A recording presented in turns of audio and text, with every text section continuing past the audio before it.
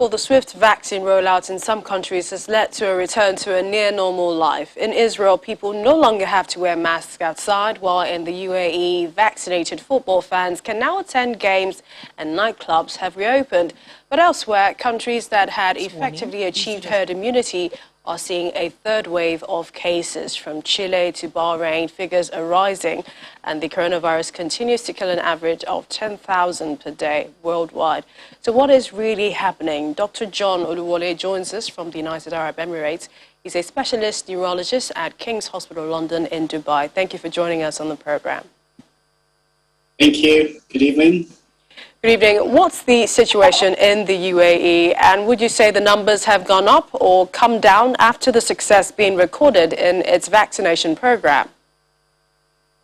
Well, the vaccination is really going on very well in UAE. People are turning out to have vaccine.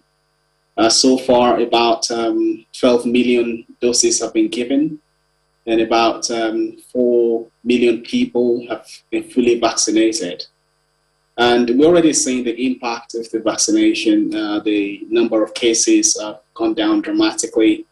I think at the peak of COVID-19 first wave, we reached up to 4,000, 5,000 cases per day. But now we're having just over 1,000 every day. So the number of cases have gone down dramatically, and we hope the numbers will continue to go down as people turn out to receive, more and more people get the vaccines. But looking at the future, as a public health expert, I mean, regardless of the vaccines, are we looking at a situation where the disease continues for decades, for centuries? Well, it's still very early to say that now. We still do not know for sure until the vaccination campaign is, completed across the world, and the number of cases are controlled, and we don't have new infections anymore. I think at that point we'll be able to say for sure whether we are in for a long haul or this is going to remit, and we may not have cases in the future. So it's difficult to say for now. I think we're just still learning from this virus. So it all depends on the virus, as Professor Fauci would say. So the UAE's health ministry on Saturday approved the emergency use of a highly effective new treatment for COVID-19. We understand it's called sotrovimab.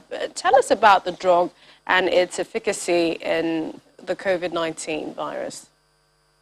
Right, sotrovimab is a monoclonal antibody, and what that means is it's a very, very highly specific antibody that is targeted at the virus, and it targets the spikes of the virus.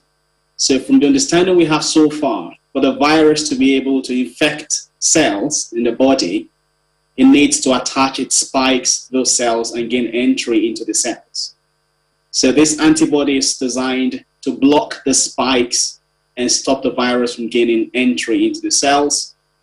And studies emanating from US and UK, spearheaded by GSK, has shown that this medication has the ability to reduce the severity of infection by up to 85%. So it's not intended to replace or compete with the vaccines. They do two different functions which are very, very important and are not mutually exclusive. So the vaccines are meant to prevent infection or to protect us from getting infected in the first place, whereas sotrovimab is meant as a treatment. So if and when you get infected, the chances of you developing a severe form of the disease necessitating intensive care or very critical illness is reduced if you get this medication, sotrovimab. All right, many thanks. Dr. John Oluwole from the UAE, specialist neurologist at the King's Hospital London in Dubai. Thanks, always a pleasure joining us. Thank you so much.